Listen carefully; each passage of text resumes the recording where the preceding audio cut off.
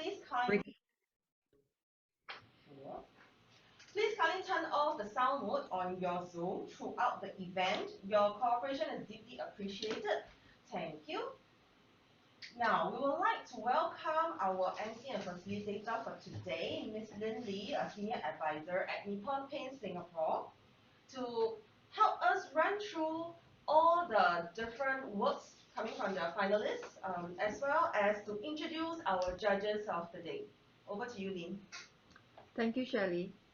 Once again, a very good afternoon and warm welcome to all our Zoomers who are tuning in today, and of course the lecturers and professors from the various universities, and of course a most warm welcome also to our fellow judges. And I'd like to introduce them now. They are Miss Felicia Toh, Mr. Mark Ong, and Mr. Melvin Keng, respected professionals in the market at this point in time, and we are very, very honored to have them on board as our judges. Most of them have been on board for a couple of years already. All right. Now, to kick off this afternoon, our first finalist is unable to join us via in person, but he will join us in the Zoom. But prior to that, let me just go through a little bit on how the proceeding will go. First, the presenter will be allowed 15 minutes in total for their presentations. There will be a 10 minutes warning before the 15 minutes is up. So at 10 minutes, they will hear a bell to tell them that they have only 5 minutes left. Thereafter the presentation, the judges will have about 15 minutes for a Q&A session where the judges will ask questions, probably give their comments and advice on the project. Right, without further ado, let me call upon Tyler Lim Hock Siang to present his project. Tyler, if you are ready, please share your screen.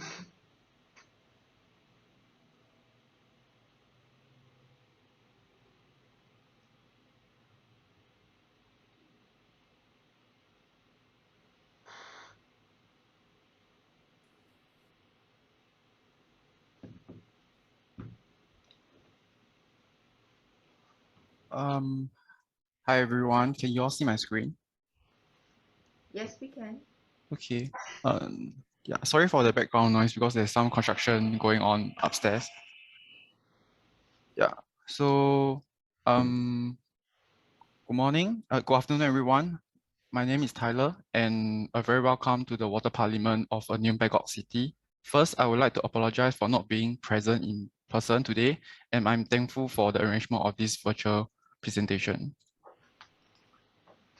The project itself is a cautionary tale of a new parliament in Bangkok City that showcases the possibility of sea level rise as an opportunity to redevelop the city with 3 integrated water infrastructures as the urban design tool that brings back the traditional Thai water culture. Bangkok has long known as the Venice of the East for its extensive networks of canal. Building on soft clay and over extraction of groundwater, part of Bangkok actually sinking by 2 centimeters annually, and with the seawater rises every 4 millimeters each year, the whole city will be submerged by water completely in 2100. Therefore, water, which used to be a sacred element that brings life and civilization, is now threatening the future survival of the Thai people. During the preliminary research of the project, the traditional Thai water culture, various water management system, and the initial conceptual design of what future water urbanism redevelopment can be has also been examined to explore the role and meaning of water in the Thai society.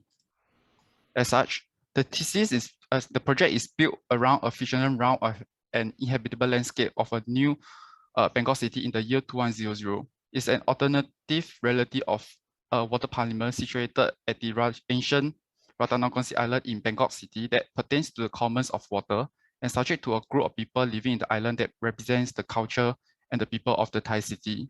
It celebrates different aspects of water and engages the traditional Thai water culture with a more advanced technology and infrastructures. It also using a new water culture to demonstrate that environmental crisis of global sea level rise is potentially a new opportunity for them to reshape the city, and the power of this organic growth is given back to the people through their participation in building this parliament themselves. So the project actually questioned what if the Thai people decided to embrace rising sea level and turn water into a celebration element that continues serving them. Global sea level rise is always projected 100 years in advance, in which is very different from normal future planning due to the small noticeable changes within a short period of time. Many of the research studies that are done are still a very speculative norm in which it could possibly be fictitious that the sea level might not rise up to the expected level in years to come. So what could be possibly done is to use the worst case scenario to speculate an alternate reality of a city to bring awareness and causing the locals to relook at these environmental threats differently. So instead of being scared, it actually encourages the local to actually accept, stay put, and turn them into opportunity that can recreate their future living. The main Chao Phraya River flows through Bangkok and stretches all the way to the from the northern Thailand to the Gulf of Thailand in the south. The different colors on the map actually indicates the morphological changes of the canal network and how some of them are actually displaced for roads during the urbanization. Prior to urbanization, the present famous tourist hotspot Phra Nakhon district was used to be an island in 1782, and due to geological ground context that this was used to be the ancient Ratanakongsi Island back then that was surrounded by water in all four directions, is the districts that has the most cultural meaning to be reconnected with water. As such, it will be the front leading island that unfolds the three stages of intergeneration redevelopment as to how high the sea level will rise up from now till the projected year and how people can actually adapt their life and facilitate the establishment of this parliament over time. As water is slowly rising and affecting the daily life of the locals, the speculation scenario is set in the context where most of the low-rise building along the Chao Phraya River in this district are submerged by water. Overall, this water parliament works on three architectural strategies that allow the return of the ancient Ratanakongsi Island in 2100, and the three alternative water infrastructures are firstly spiritual embankment, which are on the ones on the red on the map. There are ring of defenses that are actually around the ancient and historic monument to keep them dry as they are when the sea level rise, and enhances the sacredness of these temples with aqua healing functions through this embankment that allowed the visitor to be spiritually enlightened. Second, inhabitable scaffold, which are the one in dark shades of blue on the map. There are a series of scaffold structures that are activated as inhabitable space above the existing infrastructures when the flood goes up, and facilitate a new business opportunity for local Thai where existing infrastructures near the monument are actually adapted with this new habitable space that can actually generate different life in the future. And lastly, the Mangrove Lagoon, which are the small dots of dark green on the map. There are a line of coastal defense that sit at the edges of the old river system of the Ratanakongsi Island and uses mangrove to activate an aquaculture living and a new form of ecotourism in the island of Bangkok City. There are total 3 design booklets with water infrastructure guidelines that will be given out to the local Thai people and educate them on the various benefits on water and how it can become a space-making material at the initial phase of the redevelopment. Each of these manuals also summarizes what environmental challenges that the local will be facing by living at different locations across the whole island, and how they are going to adapt their life through participation of building infrastructures that can safeguard their own property and cultural identity. Firstly, spiritual embankment. Bangkok is a magical city that is full of contradiction. From a sacred ground for water festivals and celebration to city massage parlor, the city always struggles to maintain its own identity. As such, the spiritual embankment is designed with water infrastructures to protect the temples and using water to enhance the spiritual journey of visitors by integrating all these functions together. There will be a series of purification pond, bathhouse, and massage parlor, and even market with boat docking platform facilities within these embankment infrastructures. And the terracing rice farming steps at the side of the embankment are also meant to be a soft infrastructures that encourages food farming activities among the community and help to collect water and store that efficiently for time to use. During the initial phase of the embankment, a water funnel will be created above the existing road to harvest rainwater that will be used to support the various water facilities in the future and filter it using aquatic plants. After which, purification point and thermal bathhouse with water spa and massage services turn water into a cleansing element that is infused with spiritual meaning to create water facilities in which visitors will be spiritually enlightened after going through these embankment infrastructures. And even though this spiritual embankment appears to keep the water outside to protect the temple, it actually takes the element of water and actually use it in the unique way they generate different ways of life. Subsequently, biofiltration of these rice farming terraces also allowed locals to experience a slow change of ground over time when the water, when the sea level rise, and creating new business opportunity where link bridges that connects these infrastructures actually allowed the locals to start out their own business, such as street carts along these link bridges. Second, inhabitable scaffold. Bangkok always happens as the law becomes ignored a little bit, and the beauty of the city is the functions of the informality and great mix of community functions all happening at the leniency area in front of the shophouses. The inhabitable scaffold builds upon the concept of the living scaffold, which is heavily influenced by the scaffolding elements of the existing infrastructures in Bangkok that ranges from illegal pop-up markets to street vendors cart, and also the illegal verandas additions to the permanent residents.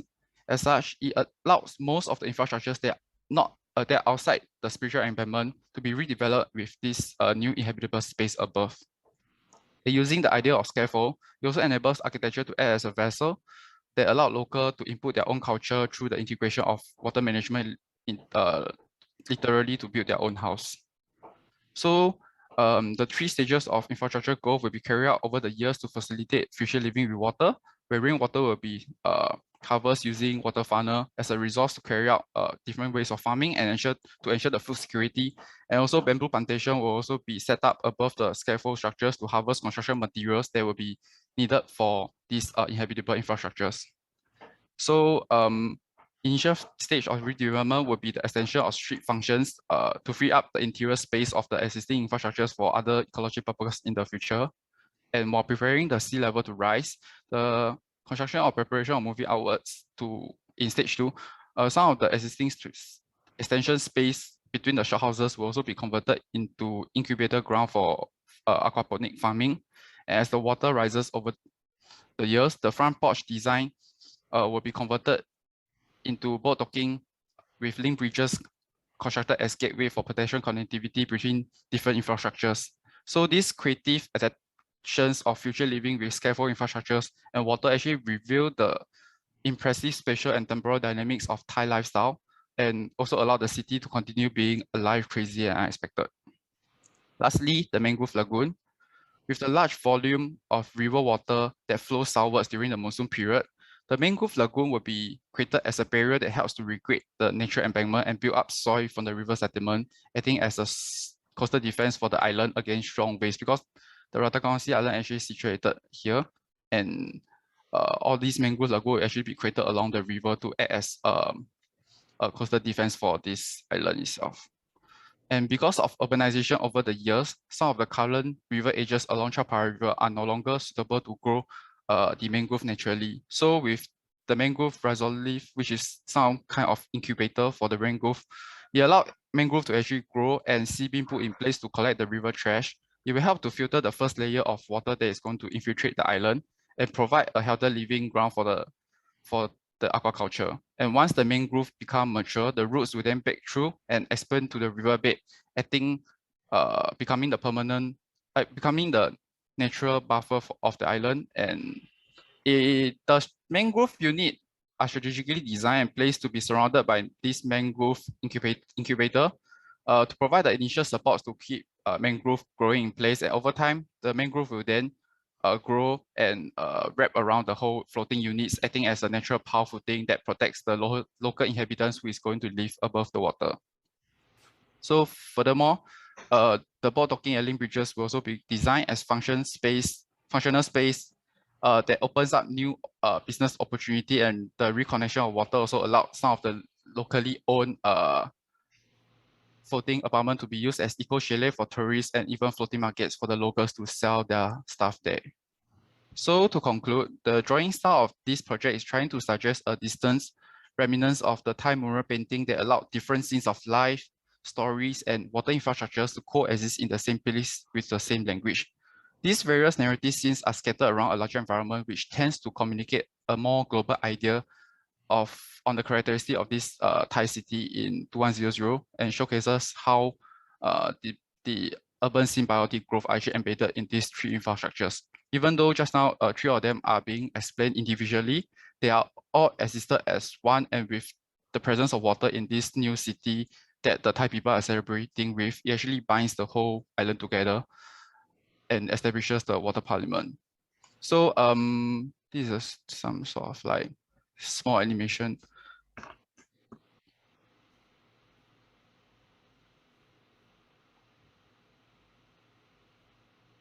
And people often question me, why do I want to do my project with a site that is not in Singapore, especially with the current pandemic, where it's very hard for me to travel to obtain all the necessary informations. But to me, it's more when I look at the most vulnerable city near the river edges, I decided to choose Bangkok because it's very interesting as a maximum city that is culturally rich and complex in its urbanism. And the project itself is built on a speculation norm in which is meant to be a cautionary tale to increase awareness to the world about the environmental issues that we're facing right now, and exploring how the adaptive use of water and how the local community spirits of embracing these climate-induced changes can actually be possible value add as an opportunity to reappropriate all these issues. And with that, I would like to end off my presentation with a short animation. Yeah. Sorry.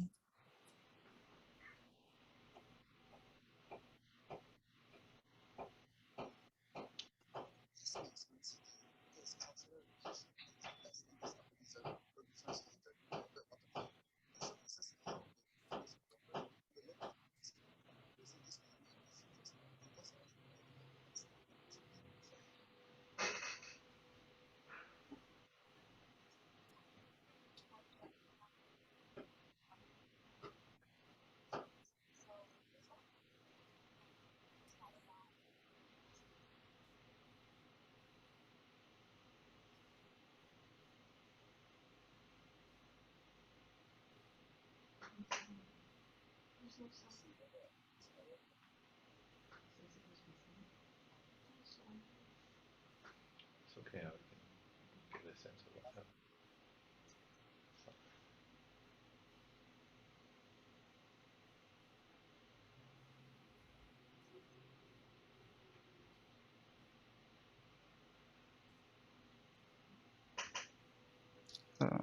Okay. Yeah, with that, I end my presentation. Thank you. Thank you, Tyler.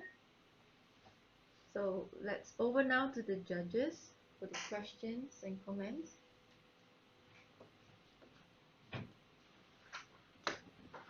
Okay, maybe I'll start. Hi, Tyler. Can you hear? Hi. Hi, sorry, this is Mark. Hi, Mark. I think, first of all, just also want to congratulate you on a very beautiful body of work. To give the positives, I think we, the judges, felt that your graphics were really quite beautiful. And today was really very much an exercise of understanding in depth the functionality of your project and how you saw it come to fruition. So I feel that after today's presentation, there's a lot more in-depth thinking in terms of the phasing which you've done that probably you weren't able to share in your boards. Yeah. Yeah, and we have a deeper understanding of the systems that you're putting in place. So, we were saying that we largely see your proposal instead of one specific, building or site, we view it as more of a systematic, proposal for the city to change over time. I like the fact that you've integrated things like, the mangroves, in terms of coastal defense. So I would say that your project has a lot going for it in terms of the proposition. So the constructives that I would personally have on the project is obviously, within a semester, you're only able to explore a set amount of ideas, but I feel that the system is really strong, but perhaps the consideration, or maybe you can speak to it, that has to be had is, how will the city embrace such a change, right? Because you use Venice as an example. Actually, Venice comes with this whole series of issues, right? So they also deal with the problems of the sea and what it does to their city. It continues to sink as well, despite the fact that they've also embraced it. And on top of that, your proposal also looks to build over existing infrastructure. And I think one way or one question people would definitely have in the real world is, okay, then how does a everyday shopkeeper exist within this realm, and how do students go to school within this realm? And I feel that an area for development in your project is really to make it convincing, in terms of how will society adopt this in a practical and organic way. Because it's one of these projects where obviously where you look at the end result and it's a really beautiful, almost utopic vision of Thailand. And I really did like the fact that, you talked about it, sort of upping the spiritual image of Bangkok and really giving it that super special tourist destination. But my queries or questions would be, how do you foresee this affecting everyday Thai people as the process goes along? And have you thought about it?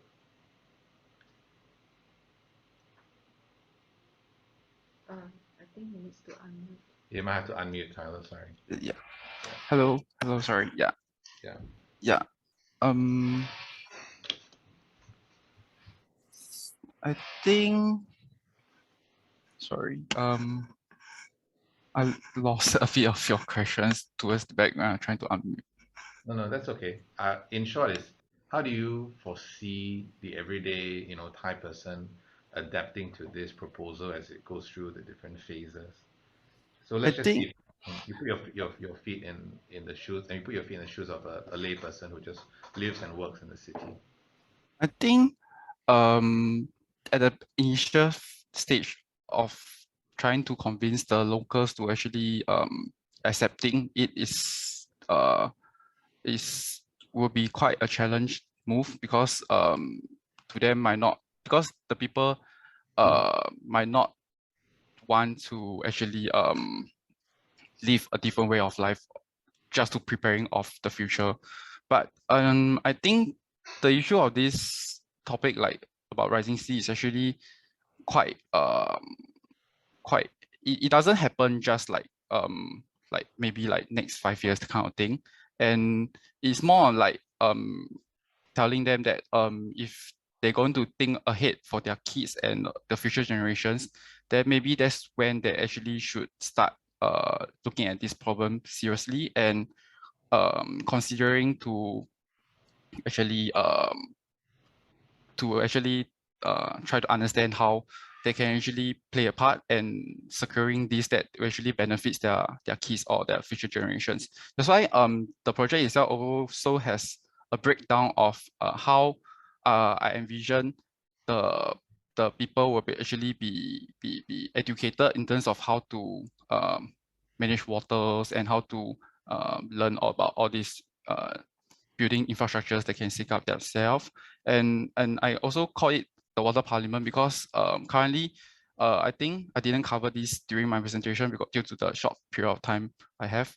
But during the initial research phase of the project, I actually searched on like what is the behavior of the local Thai people. They are actually very uh they are kind of like people that they were always waiting for instructions to come. So they are actually very bound to this higher up kind of like thing. So I call it water parliament. It's more like the people actually learn the knowledge themselves, and they can actually do something for them and build up this more like bottom up kind of like like association or like parliament to um, seek out themselves or something. Yeah. Okay. Thanks for the answer, Tyler. I don't want to take up too much time. I'll pass it to the other judges shortly. But I don't get me wrong. I don't want to discredit the work you've done. It is I think very very comprehensive. Thank you. But just my feedback, as a judge would be, your project has very, very strong thematic reasons in terms of the how you're going to achieve it, and when you want to achieve it by. The why you've answered for society, but my suggestion would be moving forward. You always want to, even for these bigger schemes, make it very empathetic to why anyone would do it, right? So instead of saying things like, oh, because the government will tell them or will teach them, then your proposal can get richer if you think about, tourism opportunities for the Thai people, talk about how it will feed back into the economy, how it will create employment, and then think about that in your proposal seriously, right? So maybe my job as a Thai businessman in 10 years, 20 years, 30 years may not exist anymore. But the idea is that you want to strengthen your proposal by, almost programming the city to create these opportunities. And then, to a listener or to anyone, to a judge, it starts to get more convincing. And even to the public, you could imagine selling it to say, look, okay, your lives are going to change, but, they're going to change for the better for these reasons, be it economic, be it cultural, which you have touched on in your presentation. But overall, for me, I think you did a really good job. So Thank you. congrats on it. Yeah, I'll Thank pass you. it to the others. Hi Tyler, can you hear me? Hello. Yeah, yes. This is Felicia. Thanks for your Hi, presentation. Felicia. So I mean, when we reviewed your work earlier, we really did like the overall aesthetic, the effort that you put into a very complete, comprehensive, and beautiful presentation. So my comments are quite similar, what Mark has shared. I think I'll just build on by giving you a reference. So have you heard of Turenscape's work, Sponge Cities, by this landscape firm called Turenscape? Not really. Okay, so maybe you can check them out. So there's a Okay. particular project called Yen Wei Zhou Park, Mm, and that's one in a series of many other projects where he explores the idea of cities that flood and cities that do not reject water, the rise in water levels, but instead become sponges that respond to Oh, rising sea water levels. And I okay. think what they, as a firm, managed to put through very convincingly are the different scenarios in which this park would adapt to the rise in changing water levels in different situations. So you have, for example, a series of diagrams or sections explaining how this particular urban landscape would change in terms of function or use, right? So maybe a series Yes. of passageways. How are people moving around your city, right? So given that rising seawater levels is a gradual thing, so the element of time, I think, if incorporated into your presentation, will help to make it more like richer and more believable, right? That you don't go from 0 to 100 immediately. Are there phases in between where you can imagine how life on the ground is being impacted by different scenarios over time, right? And I think that will also kind of circle back on Mark's point, right? Like, I think in architecture school, we can think quite like we're trying to think more comprehensively in terms of systems, but as a lay person listening to your presentation, I would want to know how exactly do your structures in terms of architecture and in terms of the functional daily use of the city transform in response to the rising water levels. I just want to hear it in very simple terms, very simple sentences, right? When the water level rises by this amount, how does my use or experience of the city change? Yeah. Um, I think um the idea is that when I will envision it like when, because actually I have like just now there are actually, for my project itself, actually has 3 phases, like 2020, which is now, 2050, which is I didn't jump straight to 2100.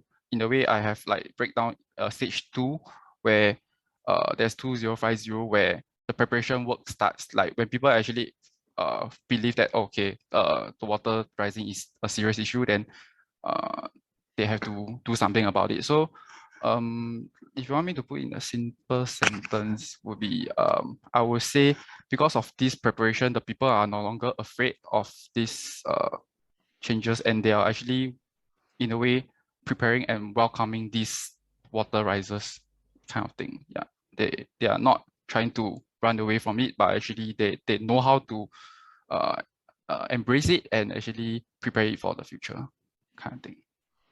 Okay. So more like a preparatory phase in the 2050, the second scenario. Yes. Okay. Yeah, so maybe it's more just a case of tweaking the story. Should you proceed to regionals?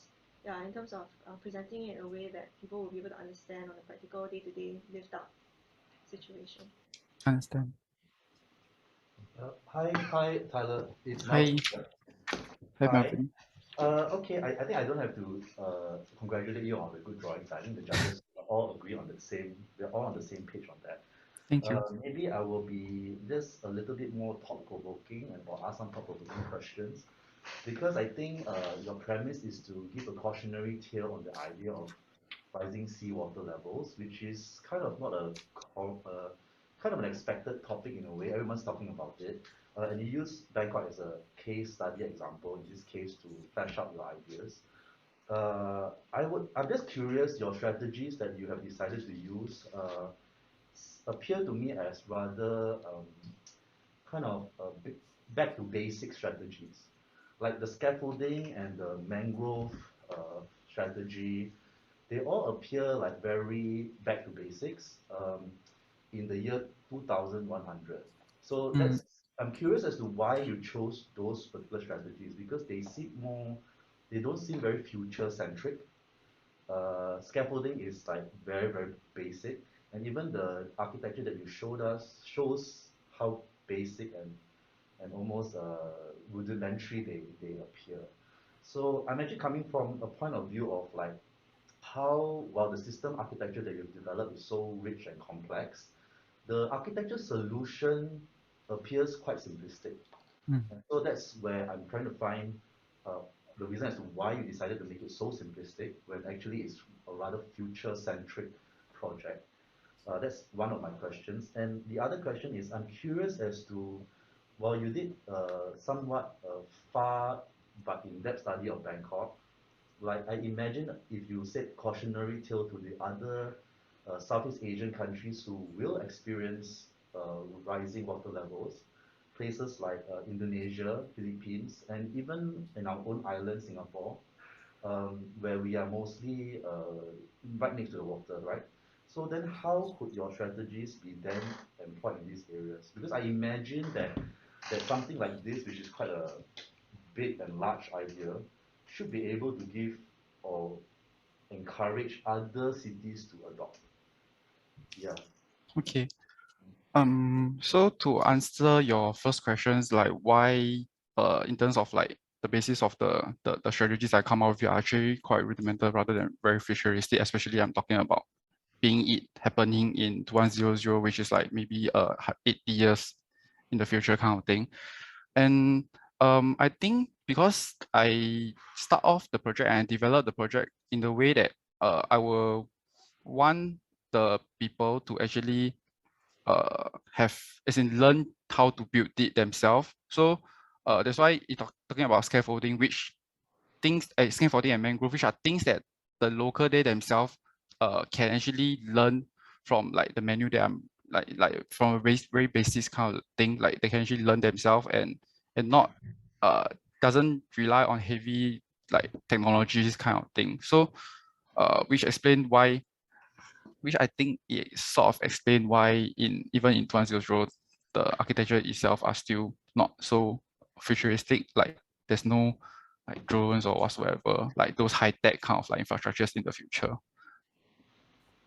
Then second questions, like yes, I think the idea of uh like I said, it being a cautionary tale is because I wanted to use this case, like of this project as a case study for the rest of the cities that are actually along the river edges that are actually having this problem, like Singapore or Indonesia, to actually can learn some of these kind of like this strategies, or like bring awareness to them, like about what environmental problem that we might be facing in the future. So, and in the way they can actually take up some of this and actually develop it in the way that maybe more advanced because of the technology they have, uh, and yeah. Yeah, sure. Okay, thank you for answering that. I guess, yeah, just a kind of like closing remark. I think if you do get to move on to the regionals, I do think you need to think on how your application can be a bit more far-reaching. And I think that's the narrative that you have to create for yourself so that people can relate to it. I think right now what probably the judges are is that we can't fully relate to the solutions that you're proposing. Understand. But anyway, congratulations. Thank you. Right, thank you, judges, and thank you, Tyler. Thank you. Right, so now we moved on to our second finalist, and that will be AYDA, right, to share his project now.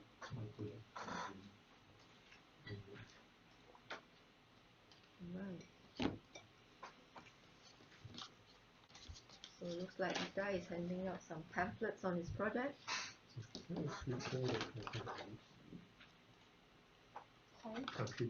Yeah, yeah.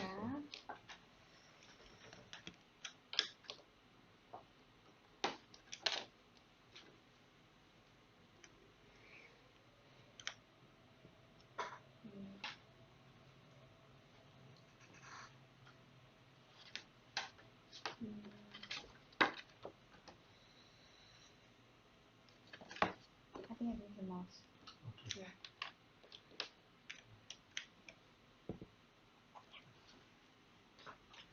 So, hello everybody, my name is AYDA, and today I'll be presenting my project called Paradise Now, Manipulating the Age of Morality. Okay, so in a postmodern culture where truth has become relativistic and contingent on money and politics, the project itself will present a series of architecture narratives that ask the question, when is it right or wrong? Ultimately, my project will unveil the man's present-day ignorance and negligence in this conundrum towards moral relativism. Anything can be morally right if you are able to justify for it. So, juxtapose the critique of moral relativism to Singapore, a nation that prides itself with a high moral stance, but with a government that manipulates the meaning of gambling by materially alternating the sense of morality and liberty through spatial containment. Subject of morality become questionable as vices can be permitted like casinos if they are performed in the regulated setting, hidden away from the public view. So through studying on how vices exist, aggregate, and affect the surrounding across different scales, it has actually yielded a new understanding approaches to architecture as a key to manipulate morality through sculpting of spatial boundaries and architecture exploration on the permeability of one moral boundary itself. So we imagine as a future where rules that govern vices like casino in Singapore is expanded into a controlled zone. The project explores a socially and economically symbiotic relationship between Singapore and these controlled spaces of hedonism. So my project proposes an architecture manifestation of these two dimensions of morality as two towns that intertwine, Paradise Town and Singapore Town itself. So chapter 1, the story. The tale started with a post-future Singapore where economic development and efficiency will be top priority in the country itself. So Singapore society is in crisis as the newly upgraded IRAs fail to bring in more revenues. So with Singapore going down the road of compromising for more investment opportunity around the island, the project imagined a community that formed to conspire and orchestrate the emergence of vice town called Paradise Town across Singapore Island. So with a new Hyperloop system, the Singapore Paradise Town will have an economic reach of a top 10% of each country richest population with this new Hyperloop system itself. So totaling of 35 million wealthy expats with a 90-minute train ride reach, so forecasted to generate an income of $500 billion yearly.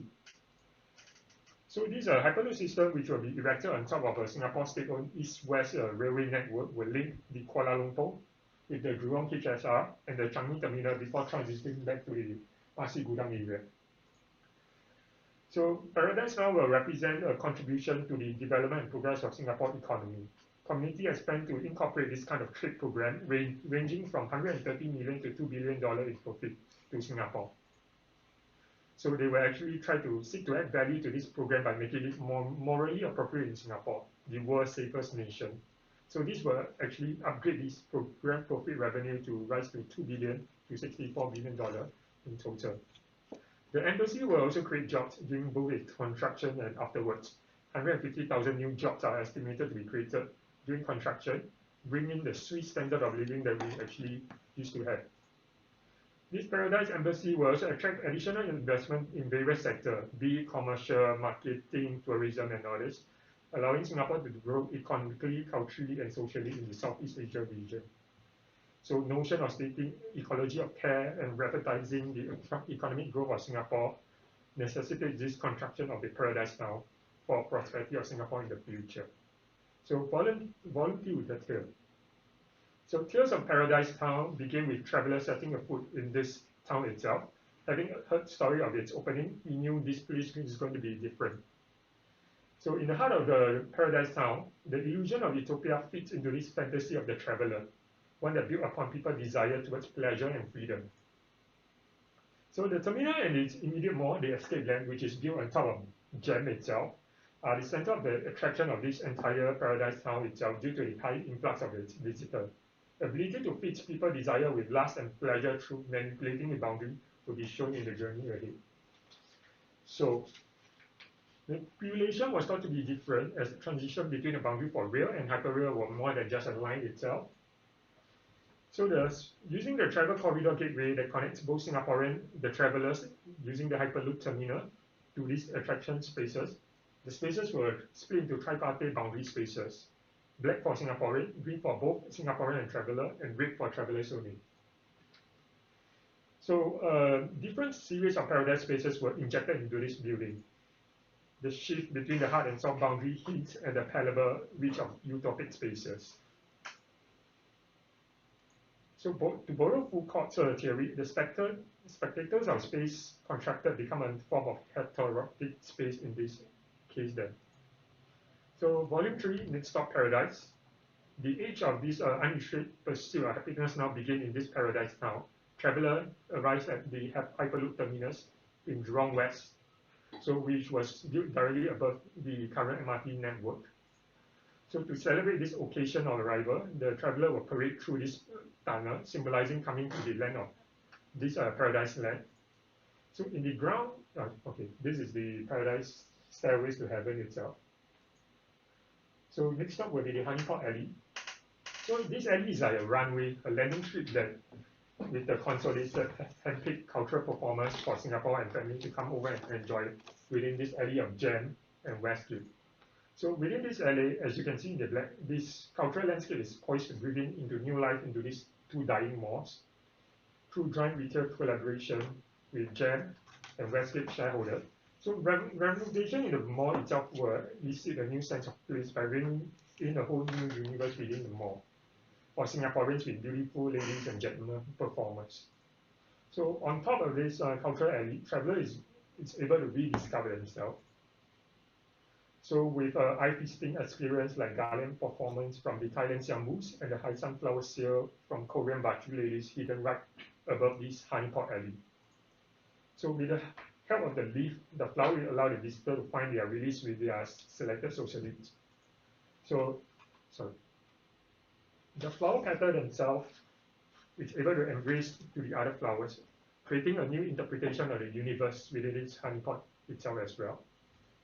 So the social needs are rescued by this community from all over the world. 10% of the profits from the alley will go into equipping them with soft skills like learning various languages, dancing, music, and acting from Skillshare Future. So the more the Singaporeans and the travelers sponsor these honeypots, the better educated the socialists will get along with their life. So that's providing high degree of empowerment to the socialists, give the right to legalize this sociality. So next will be the flower smoke room. Below the honeypot will lie the Hanami flower garden. So this colored spectacle has led to the bustling festival events and enabling the Singaporeans and travelers to view at this common practice of the flower viewing ritual. So at the back of this flower garden, we have a richness of flower, actually a fragrance of richness from the flower smoke room itself that were released as a form of exhilaration. So the flower smoke room will have several pavilions with network of ducts that spread this warm and glowing sensation throughout the traveler body. So therapeutic clinic, on the other hand, is an initiative of the community to provide Singaporeans with the most comfortable health treatment facilities. So although the two are intertwined together, the community has created different circulation paths to prevent them from trespassing each other. So at the front of two groups will be the Hanami garden flowers. So the flower not only offers spectacle to the group, but it's able to rise each day to purify the air and the body of the sick before they know it. So the pavilion space becomes an object of joy and satisfaction in the end.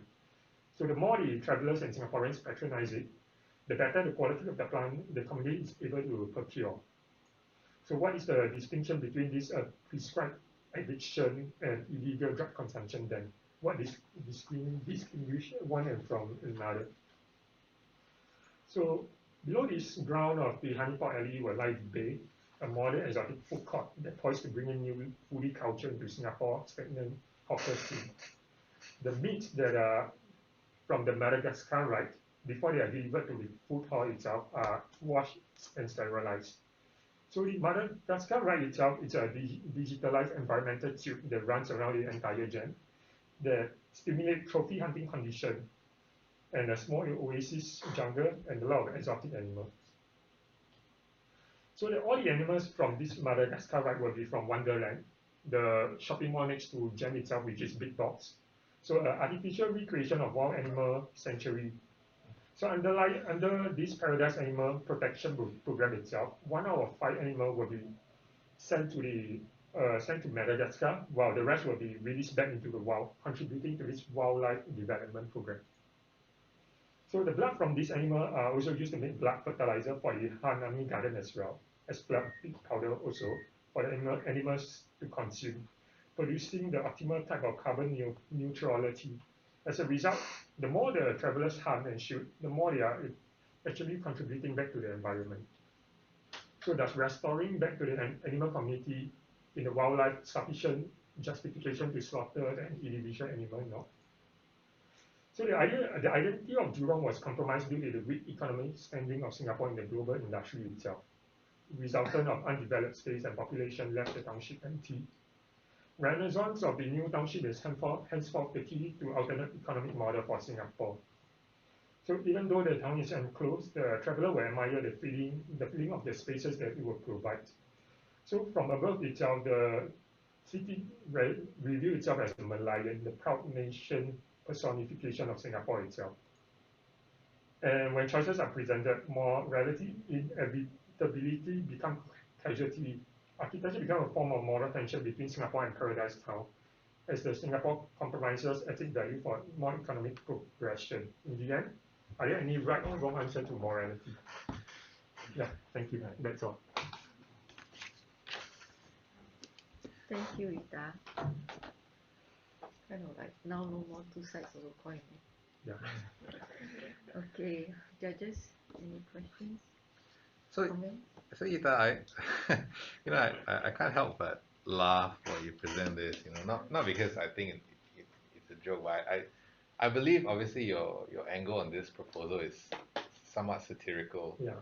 right? Which is not something that personally I've been to a crit for. So it is an interesting concept, right? Mm. So usually when an architect comes forward with a proposal, he has a problem to fix, and he fixes it in a certain way, and people kind of question the validity of this. But you're almost saying that, okay, this is, if we were to do it the wrong way, and should we then consider this morality to be a good way to do things?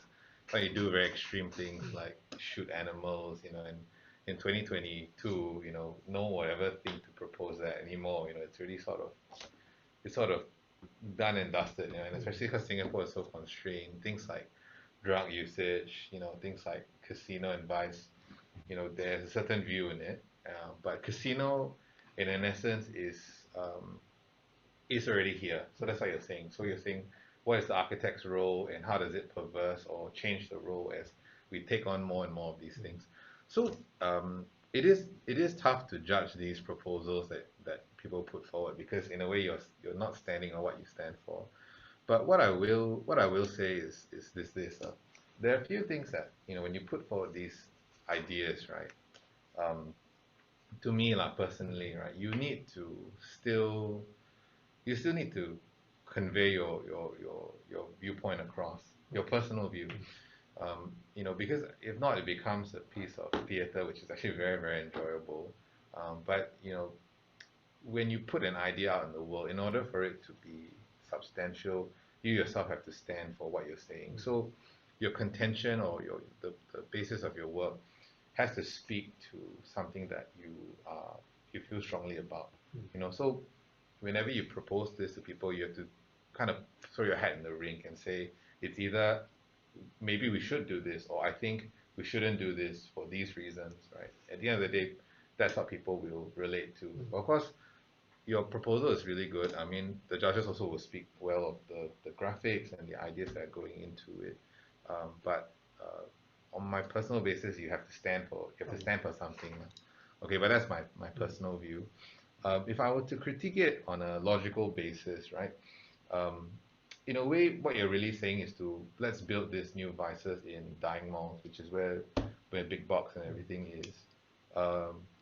You know, Personally, I'm also not very convinced that this will change all of Singapore's views as a vice city, because essentially it's like practically what are you doing? You're putting in one casino, a new casino, but Singapore already has two, right? And Singapore is already part of this so-called Southeast Asian and global tourism network. So personally, I'm not so convinced that it will suddenly change the whole society's view on it. Maybe the drug center and the shooting animals, you get some people crying out to it, but the disconnect in your project for me is where the whole idea or aspirations for it are societal and global, right? So I appreciate that you've done that, but the practical sense of it, it's still just a casino with some quite provocative functionality within it. So, my constructive criticism on it would be, if you're really going to go out there and create a work like this, right? I would even go further than what you've done. I know, depending on your studio, maybe you have to pick a site, maybe you have to, but I would talk about the whole country transforming, and I'd lean in even harder into it, because you're already going for that utopic sense. You might as well drive the idea crazy. I don't want to be quoted on this at a competition, but have things like sex dungeons. It's like really push the envelope and make people believe that, okay, this is like almost Singapore, but we went a totally different way. Rather than this being so. It's more a idea on how to push thought a certain way. But I really enjoyed the presentation. I found it very amusing, and there are a lot of interesting ideas there. So yeah, I hand it to the others.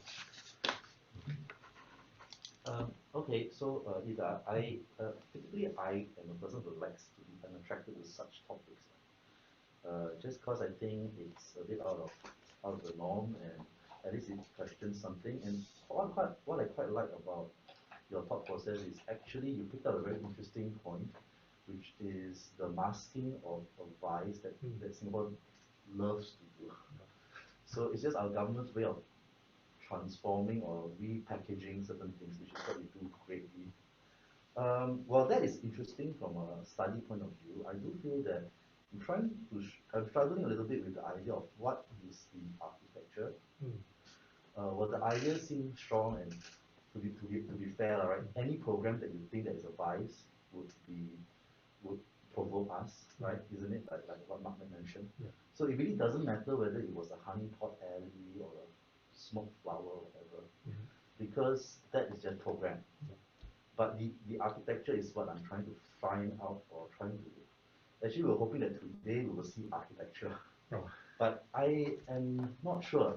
I'm not sure entirely what I'm seeing is architecture, even though you did draw some sections and some plans, and I'm trying not to be too traditional in my sense of understanding what architecture should be. But I guess that needs to come into play to make this proposal convincing. Because why do you build a new thing? Can't you just repurpose and readapt an existing building, right? Because if Gem was dying and everybody left Gem, and the whole building was empty, like some of our malls now, couldn't you just repurpose the space inside, as opposed to literally creating a new building over an existing building that has all the other functions? And what happens to Jam? What really happens to the old building? Like you said, the Singaporeans use the old building, but didn't you already mention that the building is dying and actually there's no programs there? So there is this part where I feel it goes back to your idea of having that by kind of two different ideas of like the Singaporeans here and then the travellers are there, and then so of course from that point of view it makes sense. But actually if you really think about it, if you had played on the idea of like decaying malls and then repurposing the decaying malls, since that is your representation of the dying economy that Singapore is going through, that could have made it more architectural, I think. Yeah. So that's my point of view. Of course, there's nothing to discount away from the idea and the drawing and the representation of all these things. But I do think that I can't seem to find out what's the architecture here. Yeah, which is the one I'm struggling through. Yeah. Hi, Ida. Yeah, thanks for your presentation. I think you've chosen quite a difficult topic to wrestle with. Morality and architecture is never easy. Yeah, so thanks for your courage in doing so and giving us something very interesting to look at. Yeah, so yeah, we are here to really try to understand your proposal. So what I see in your project is, which I find interesting, is this like duality which you want to bring about, this contrast and clash, right, between what is acceptable and what is not. Almost these two types of worlds that are very opposite, right? The worlds of the local and the traveller, and then how you kind of interweave it throughout the urban fabric of Singapore.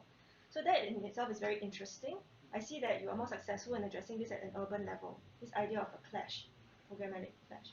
But I think I agree with Melvin in the sense that if we boil it down, if we zoom in and we go away from the urban level into the level of architecture, then it makes me think like, are there more spatial or experiential ways that this programmatic tension can be fleshed out through the architecture?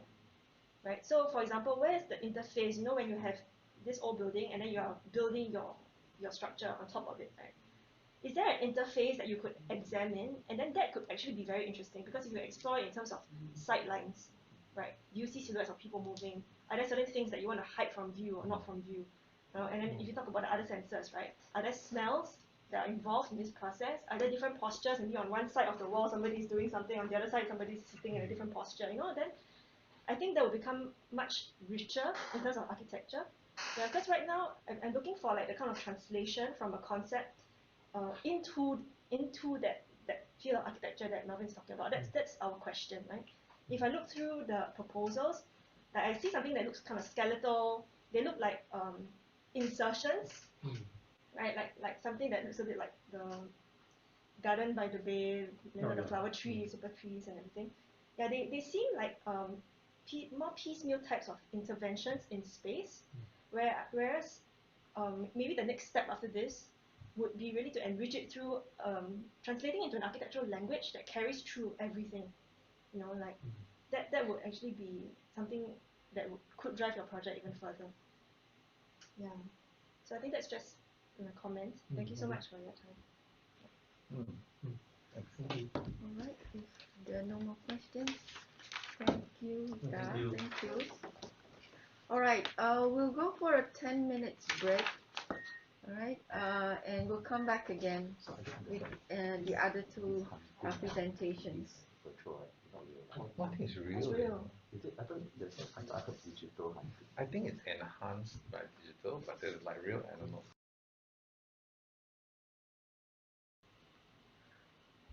Well, welcome back again, everyone, to this second half of the architectural category of our Asia Young Designers Awards finals. Our next presenter will be Lester Lim Hai Heng. Lester, please. A very good afternoon to the jury, facilitators, and fellow contestants. And thank you for having me here. I'm Lester Lim, and I'll be presenting my thesis project titled More Town Mobility, Reimagining the American Dream of Suburbia. So to begin, I will read out an extract of my project to set the premise of it. The advent of autonomous electric vehicles in the near future will make the nature of mobile vehicles increasingly nebulous. what would then be the difference between your living room and your car? This thesis posits that there will in fact be no difference, with the production and habitation of vehicles and homes mixed and no longer distinguished. This future implies a drastic change to our car-obsessed urban environment, promising not only a more freely mobile future, but also one which permits us to redefine the sustainability of car culture and the suburban lifestyle. So the automobile of the past will be obsolete, and it is being replaced with new, clean, autonomous vehicles, providing safer travel alternatives. Detroit, once known as the Motor City for its historical role in automotive production, is now one of the frontliners for autonomous vehicle development. This drastically changes the way we live and move, forcing us to rethink how humans and architecture can interface and evolve with this new technology. And there have been existing projects exploring the new conditions that can be afforded, from autonomous living, drive-up spaces, traveling spaces, and economical usage. And these advancements all give us grounds to rethink the way we build our cities and spaces. And when it comes to living in America, we often think of the suburbs, which is fraught with urban and sustainability issues. It has come to represent the endless, problematic growth and sprawl model of development in American cities, as well as political and social issues. And it is built on the concept of mass-produced homes, like how cars were produced on sprawling land, built upon a vicious cycle of automobile dependency. The urban and social characteristics of the suburbs has long been entrenched in the American way of life, represented here by Levittown, one of the pioneering suburban model of development. And it was created by William Levitt in the late 50s.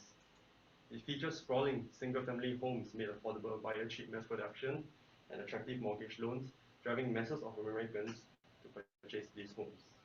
And it was the American dream to have your own piece of property and a yard, along with a car in these automobile-centric developments. And these suburbs are also often characterized by big box stores, with even larger parking lots to accommodate for the cars. This then begs the question as to how can we redefine this model and age-old mentality. And when we're talking about car-centric developments, we have to look at Detroit, a city built on automobile usage. The prevalence of the automobile can be seen from these traffic accidents and infrastructure for cars charted on this map. And Detroit is also a city segregated by automobile usage, with highways replacing and dividing neighborhoods. What was once a booming metropolis is now followed out by suburban flight, where most of the residents have fled to the suburbs after the war in pursuit of the American dream and to flee from the dangerous city. So my thesis then questions if this new form of mobility explained earlier can stitch spaces back together. And for this, I'm looking at the idea of wooners in Netherlands, which translate to living streets, where suburban neighborhoods are far denser and sustainable, with common front yards and shared spaces for humans and vehicles to inhabit. And I find this concept very important because in typical metropolitan developments, vast amounts of area are always set aside for parking requirements, creating large, banal spaces that often feel dangerous and uninhabitable. And this situation is so far extensive in Detroit that even a grand historical theater like this has been converted to a parking garage just to fulfill the city's needs. And in light of all of this, I'm questioning if the hard boundary between cities and the suburbs can be eliminated and reintroduce this suburban concept into Detroit's wider metropolitan area. As you can see here, the wider area has a lot of vacant property as they have all fled to the suburbs. And public transit in the city only exists in the downtown area, so these wider parts are still very, very car-centric. And for a sprawling hollow city like Detroit, suffering from limited resources, density is destiny for the sake of efficient allocation of resources and safety. And there's potential to transform this abandonment into an asset, which is why I've picked the Packard Automotive Plant, which has been the epitome of post-industrial decay and abandonment in Detroit. And as seen from the map, vast amounts of homes have been abandoned, with many more slated for demolition. And these homes are scattered all over in a low-density sprawl, with industrial buildings in between residential homes. And the area of the site is large enough to create a suburban neighborhood. So the massing strategy here is to first of all remove the levels that have caved in and preserve some of the blocks that are in better condition before setting up structural and supplementary cores, creating openings for pedestrian access, followed by the main structural frame and slab system constructed of carbon reinforced concrete and with ramp access for self-driving pods, and installing the infrastructure for energy harvesting and distribution before finally populating it with units. Then what the resulting form is then this terracing ground scraper structure that seeks to bring and take back the streets for the people in this industrial wasteland, along with attempting to establish a vertical suburban form instead of resorting to skyscrapers, which are often criticized as alienating people from street life and the city. Which is why I've adopted the key strategy that I've adopted for the massing was to create this vertical Wooner typology, where street life has brought about a more vibrant and safer environment for the residents. And by adopting this strategy, I can hold about 780 homes, which is at least 5.5 times the efficiency or density of the regular suburban sprawl. And of course, this neighborhood will be completely pedestrian friendly, with amenities accessible within walking distance.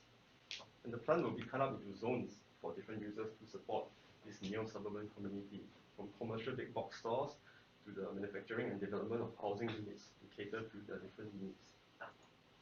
And on the ground level, the streets will adopt an autonomous shared curb system. These commercial streets will feature flexible curb systems to accommodate for different users throughout the day, optimizing street usage while maintaining an active presence in the streets at all times, which also contributes to safety in the city. And the vertical streets will feature flush curbs for seamless transitions, mobility infrastructure like charging facilities, movable street furniture to reinforce safe zones in a mixed curbless environment. And the residential streets will become areas for pedestrians to enjoy, with green infrastructure to provide shade and drainage, which will ultimately create shared front yards that can be safely used for all. And in large low-lying buildings like this, long horizontal passageways become social spaces like sidewalks or streets, rather than just circulation infrastructure.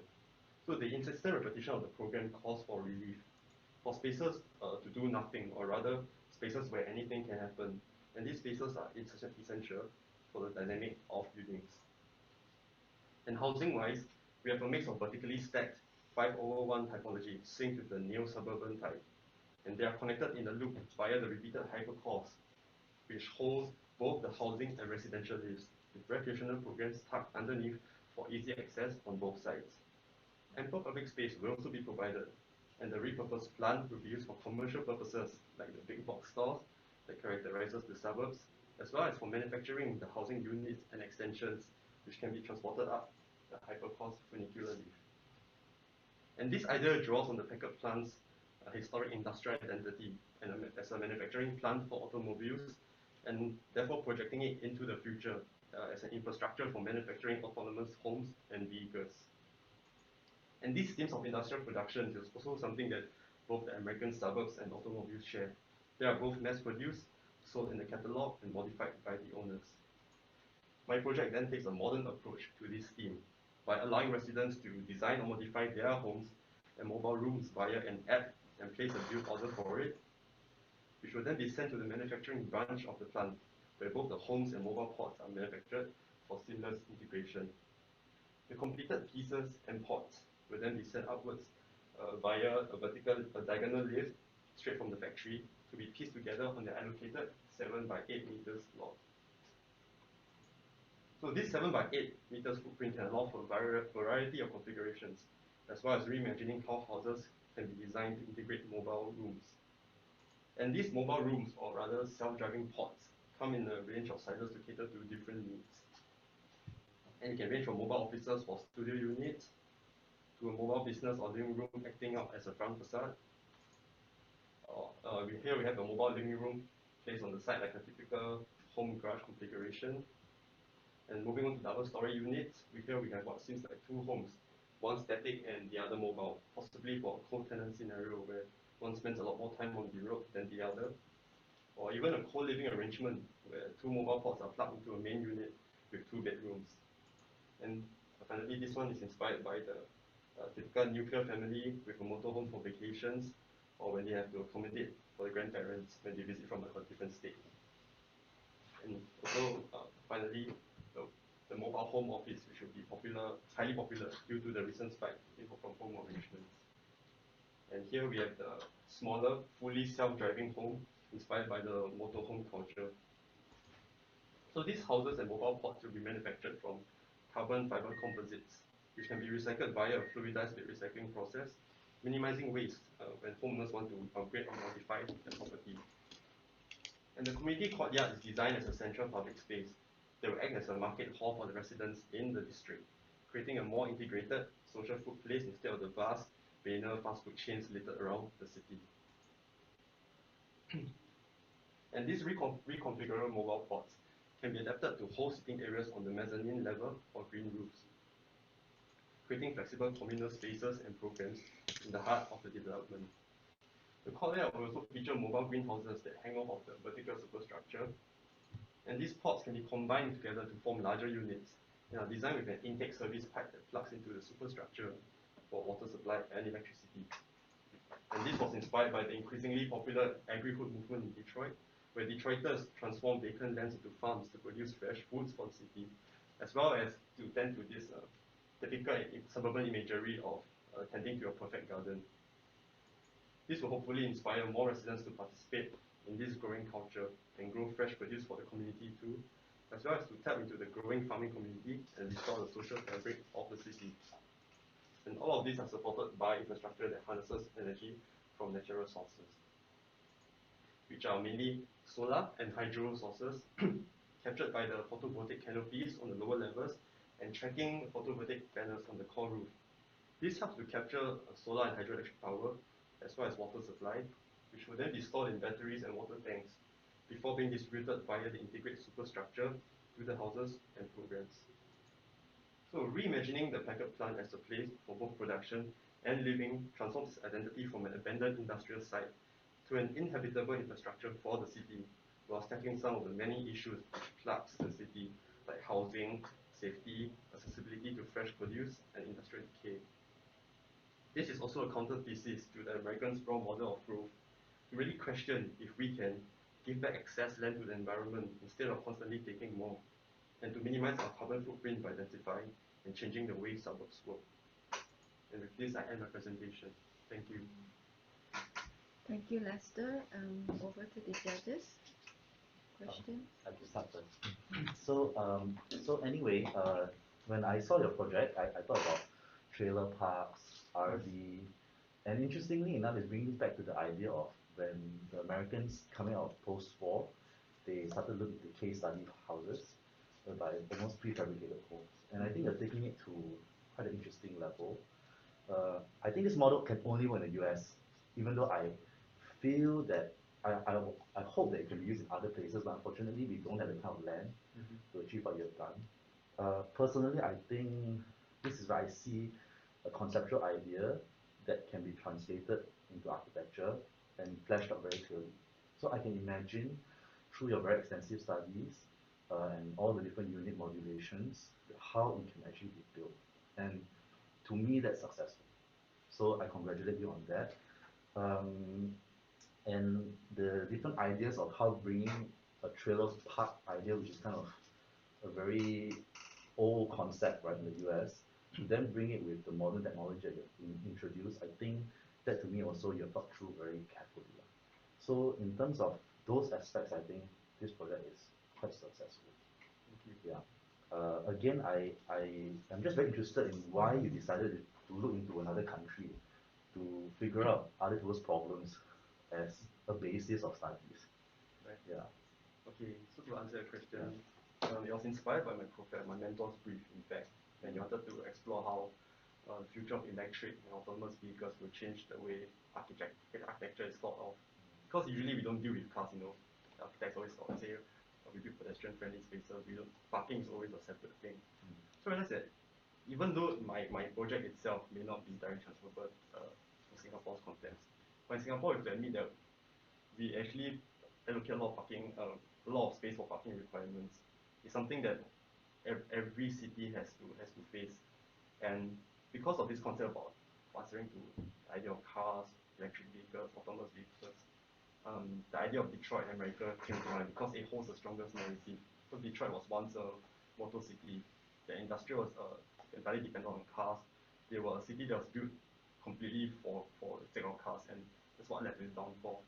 So I thought it would be quite a beautiful narrative to actually use this idea again of cars.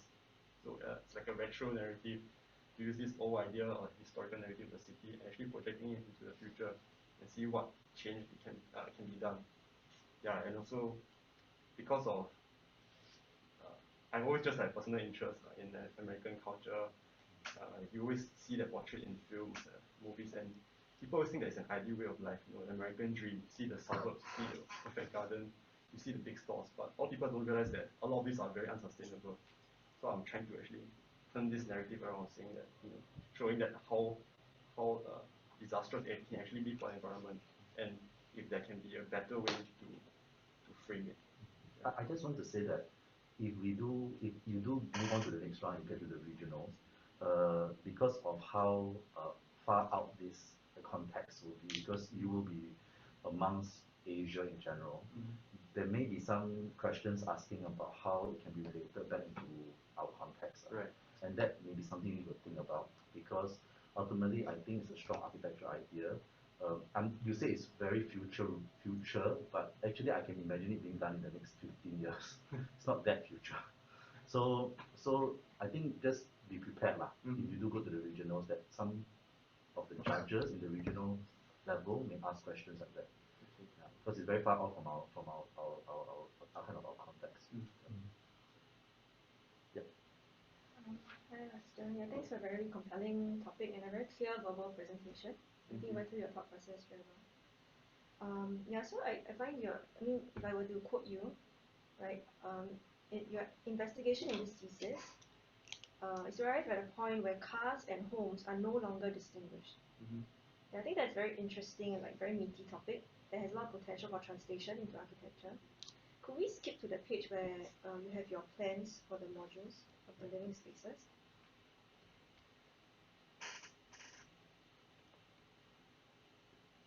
Yeah, so I think the topic is very interesting, but I do have questions around the translation of the idea into the solution. Okay, so I'll just pose in a series of what ifs, right? Currently, these mobile pods, function as living spaces that could be removed, and then you can have a new piece added in that could be scaled up. Is that correct? If you have to be scaled up, then the layout of the house has to be modified as well, because it's meant to fit the mobile piece perfectly. Okay, so that means that not just the module can change, but then surrounding it, this layout will also have to be refitted, changed altogether. What is the process by which this, let's say the L shape that's around this module could be changed out? So the idea is that because I have a manufacturing plant that was below, so the idea is that they can rebuild easily, like reorder a build, or maybe just do some subtle changes to the interior layout of the existing wall panels. So there's a possibility they may have to demolish it and then bring a new, reconstruct the shell basically. Which is why the shell was actually, I proposed the idea of crafting a shell out of carbon composite material, which is lighter and can be recycled. I see. Okay, yeah, so then my question would be, why stop there? Why stop at just the living unit being modular, right? Because essentially there is a lot of potential for it. Like, what if every single room in the house is something which is modular that could be driven in and out? So what if your toilet is modular, your kitchen is modular, your balcony is modular, the number of bedrooms are modular?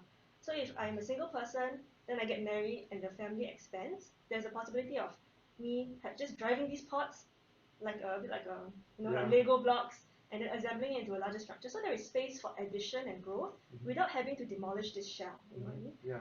Then truly the distinguishment, like there will be no distinguishing between cars and homes, because it is one system which is built to evolve.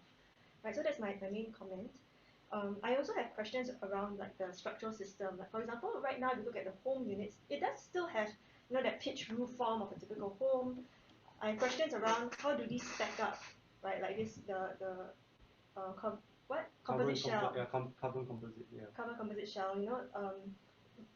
If it's a truly modular system, then there wouldn't be a need of these two hybrid systems trying to kind of merge. It would be what if it could be one seamless solution, where with a structural core, where these modules could be in a kind of metabolist kind of fashion, fit and plug and play. Right. Yeah. Actually, the idea was in the broader sense. So actually, they all sit on this 7x8 units, and then parts of it will be transported up via the lift, and then they get assembled on site. And the structure, because from what I've seen from other projects where architects actually explore the potential of carbon composite material, it is structural in itself. And my units aren't very large units, but they span at most only a few meters between walls, which is why I thought that my idea was really just for them to be assembled, and the unit itself is actually entirely modular, yeah, and can be easily reconfigured. Yeah, and also appreciate the comment about the idea of what every room can be moved, because it's something that it's an idea that I wanted to pursue at first, but it was really in the interest of time that I have to just maybe keep it to just one room, one unit. Yeah, I think the other judges have made very pertinent points. I mean, I won't comment more on the systematics, but I really agree that, because your idea is almost like, it's really strong. It's like 85% of the way there, and it just needs that push to really just convert the whole system. Without going straight into the negatives, I agree. I think as the proposal is very clear, it's a lot of clarity. You're quite good at putting your ideas together and conveying. So I think you should be proud that you're able to do that well. My main comment on it is that, because if you look at countries that are dealing with sprawl, which is not a concept that we have in Singapore. Right? Singapore, it's like Hong Kong. It's people wear like clothes and they accept it's the way of life. Whereas America, it's very similar to a lot of Western countries or even European countries that are gifted with a lot of space. And when it comes to density, people have hesitation, right? Because there's that gap. And I feel in your proposal, you're trying to give a bit of both, right? Although it looks as a piece very, very big, I can see the way you've laid out your spaces. You've tried to ensure, okay, people still have their allocated amount of space, but that has a double-edged sword because if you look at it in the details, right, it looks inefficient, right? So if I look at the proposal and I see the number of houses that you're proposing, of course you could say, oh, but the more there is, the more I would have added in, right, based on demand. But this could have easily been done on a flat piece of ground. And the whole idea about sustainability is about the embodied energy needed to build up, right? It's always costly to build your structure, to pour the concrete, or even in this case, to mill and fabricate the steel to create this frame structure. I'm being a bit hard on you, but in real life terms, no one would ever invest that amount in money just to get that quantum of housing. I think that's why Felicia is getting to the fact that if you're really going to make this work and modular and dense, it has to fit into that model. Because, to be frank, as it is now, I can just flatten your whole scheme. And maybe that's not a fair critique, but you can still have all the functionality there, but the efficiency just needs a little bit more of a push. So that's my thought on the matter. And then also, I think you're quite fortunate, or I think you might have done it on purpose in a world which is stricken by a pandemic, right? But the parking problem usually comes around from people going towards business districts or areas where their works are. But what you're trying to say is that it seems like all this is contained within, right? It means that your office is there, your everything is there, your community is there, and I think that's kind of probably another layer I would if you were to develop this further, add on to it, right? It's like why would I want to fully integrate into this? So you've done a lot of great initiatives like there's urban farming, there's everything else, but the appeal or even the market spiel on like why would you move there? I think one definitely you've talked about is you can beat traffic, you don't have to fight with society to park, and in a lot of cities that's actually a huge problem, right? It's like an hour drive, and especially in the States, an hour and a half drive to get there. But I always feel that as an offset to something that is quite a beast in nature, you can always have this outside the city center and then almost balance the yin with the yang and have certain elements of nature that will strengthen your scheme, around your project. But that's obviously if you had, another semester to bring it forward. But I will also say that, when we first looked at your boards, we felt the clarity in idea. And after today, I think we all have a clearer understanding of the system you're building, and we can at least see how it can evolve to another stage. Yeah, so thanks for that. Thank you so much. So that's all. Thank you, Lester. Thank you, judges. And next, we have our last presenter, Law Kaizen, right, who will present us this. Bit of the table space for the model. Sure. Yeah, sure. Okay. We have to wait for a while because Law Kaizen has a model to show the judges.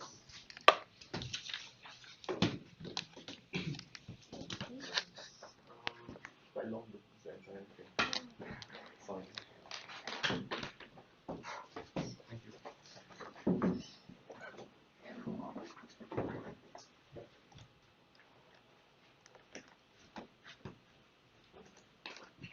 This one.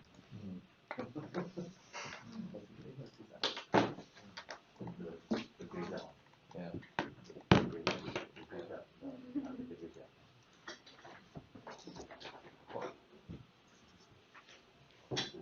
Are these supposed to come together? Yeah. Actually, couldn't fit in the lift. So I had to cut it up.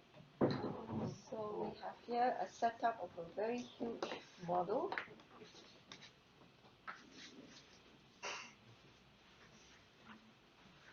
I don't think there's this on this. Oh, there's another part. Oh, there is another part.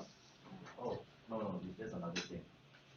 Oh no. Oh, wait, hang on. Wait a second. Oh, I see. Okay. Maybe I should leave it.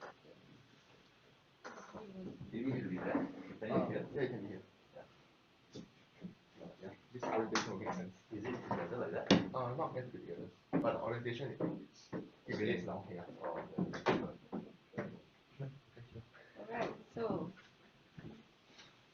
now he's good to go. What's this?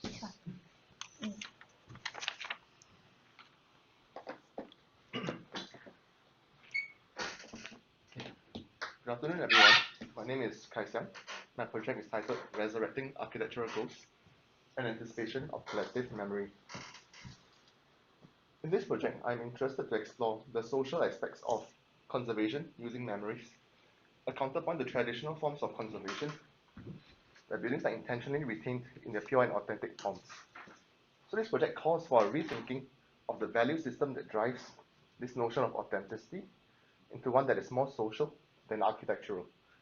It strives to achieve that by introducing a new kind of archival framework and space through the alternative lens of invisible histories, micro-narratives.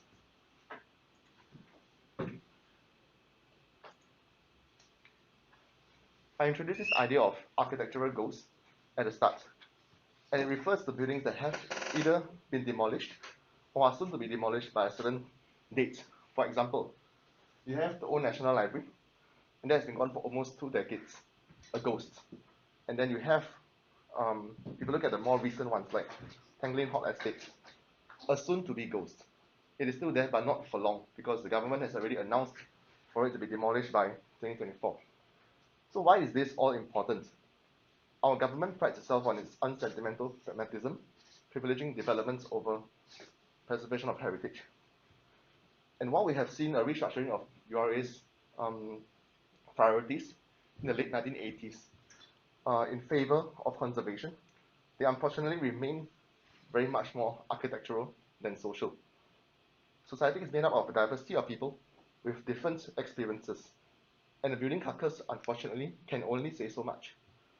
When we recall a past experience, it is always contextual to a place, and the project strives to use micro-narratives as a driver to think about how we can approach conservation in future. So this is a collection of architectural tableaus, or rather micro-narratives, that I have gathered and subsequently interpreted as architectural tableaus. So here are 2 examples, one for a ghost and the other for a soon-to-be ghost, showing how a micro-narrative can be interpreted and translated into an architectural tableau. The way the experiences were described informs how I interpret them as tableaus. For the micro-narrative of the Old National Library at the top, it is about a pedophile encounter. And the toilet, staircase, and waiting area feature very strongly in this very occasion. And whereas for the other, it concerns Tangling Hot Estate. And it's about a typical morning routine of a resident. And similarly, there were also certain elements that stood out, which were remembered more vividly compared to the others, such as the food stalls, tables and chairs, and the plaza. So the thing is that memories are reconstructions. They are not consistent, nor are they cohesive. However, that does not imply a lack of authenticity, but rather a rethinking of how we qualify something to be authentic. Traditionally, it's often attributed to formal aspects of the space, whereas in this case, in this reconstruction, it is instead authentic through the idiosyncrasies of people. So up to now, what I've been explaining concerns the domain of the individual. How can we then begin to classify the fragments of individual micro-narratives or memories manifested as tableaus, as shown before, into a bottom-up collective? So now I'm going to talk about a type of classification system that I have used for this project, called the faceted system, developed by S.R. Ranganathan, and he's an Indian mathematician and librarian. So it organizes elements according to energy, space, and time. The term energy is often associated with something invisible, and also something that drives. And in this case, energy, when associated with architectural goals, it gives us the impetus to think beyond the physicality of things, and then to look into memories and stories. Space refers to, the second axis, space, refers to the different features mentioned in the micro-narratives, such as, for example, the Old National Library, it would be the staircase, waiting area, and the toilets. Yep. And lastly, the date refers to when the micro-narratives were conjured. Yep. So each architectural tableau, as we have seen previously, consists of several elements. And these elements can be organized into a spatialized classification system, as you can see here. The energy spectrum is here further divided into two zones, the past and the present, where the past refers to buildings demolished before the inception of this system, and the present refers to buildings demolished after the inception. So this is it's about how you begin to execute this if you were to play it out in real life, for both the ghosts and soon-to-be ghosts, where the only difference is that for soon-to-be ghosts, there is an additional step where someone announces that the building is going to be demolished by a certain date. So micro-narratives are not selected through a totalitarian or democratic approach, but instead through a lottery system. This idea of a lottery system functions on the element of chance, and in order to manage the size and scale, while not privileging one micro-narrative over the other. So what this does is, everyone will submit their micro-narratives, but not all will get selected because it is by chance. However, because based on the law of large numbers, let's say in a particular year, out of 100 respondents, 40 of them talk about the Old National Library. And because of the large numbers of respondents to that particular building, particular space, the tendency of it being picked is naturally and consequently higher. So once the annual selection process has been concluded, they will then be shipped over and resurrected here at Pulau Semakau, an artificial island where the generated waste turned into ashes becomes a landfill that allows the island to grow.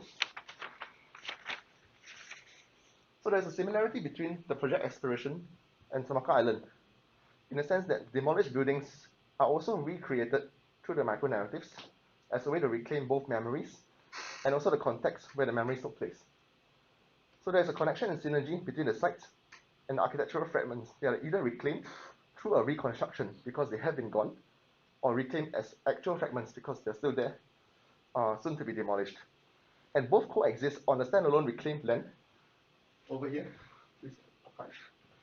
Yep, an archive of architectural ghosts, constructed as a counterpoint to Pulau Semakau. The archive grows over time as more fragments are deposited or created. And this opens up a way to think about how the archive grows in terms of a timeline, where there is a beginning, past, and a present. And this beginning speaks about a particular turning point in history, where the nation began to resurrect buildings through micro-narratives instead. And from this beginning, the growth of the archive is twofold. On one side, it is trying to catch up with the present by collecting actual fragments, while on the other, it is simultaneously growing into history by reconstituting fragments that no longer exist. And this experience of getting off the boat is framed by a series of fins, which in turn frame the view of mainland Singapore. So you have the past, present, and future ghosts, because at some point in time, the buildings on mainland will also inevitably expire at one point in time. So the central aisle of the archive signifies this convergence and intersection of the past, present, and future simultaneously. And for one walking down the aisle, he's essentially the embodiment of this union because his very consciousness is a result of both lived experiences of today and memories of the past. So this divide and differentiation within the archive can also be seen from its tectonics. On one hand, you have the wire mesh, and on the other, brick and mortar. So wire mesh because they are no longer there, and it's simply a reconstruction through interpretations of micro-narratives. So the ephemerality of these wire mesh structures gives rise to a unique aesthetic that manifests absence, an incomplete shell that anticipates one's interpretation to make it whole. And for the brick and mortar, they are actually genuine fragments taken off their original sites prior to demolition and deposited here, retained in their original states. So this is the corresponding elevational view of this archive. And here we see the coexistence of these two layers of fragments. In the front, you have the actual fragments for the soon-to-be ghosts. And to the back, you have the various reconstructed elements of those.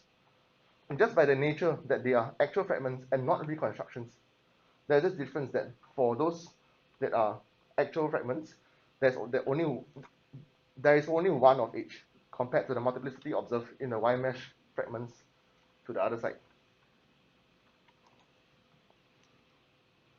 The columns below the wire mesh and the planes below the brick and mortar serve as foundation to the fragments, both literally and figuratively. Beyond holding the fragments up within the spatialized classification system, they also act as grave markers, where the corresponding micro-narratives are inscribed at the base of the steel columns and also on the planes. Occasionally, someone might even leave behind a bouquet of flowers in remembrance of a shared past experience with their loved ones. And as visitors depart from this archive, they leave behind their own stories of the same fragments there in the form of writing on the ground. And over time, it becomes a palimpsestic experience where the old writings fade and new ones get written over, building reinterpretations upon interpretations. So this archive is not a static card box filled with black and white documents, but rather one that is much more humanistic, where the ethos of it lies in the ideology of a decentralized curation of narrative mediators that exist and act upon each other within the archive. So narrative mediators here not only refers to the fragments above, but also the foundations, the inscriptions on the foundations, and the writings on the ground. And each experience in this archive involves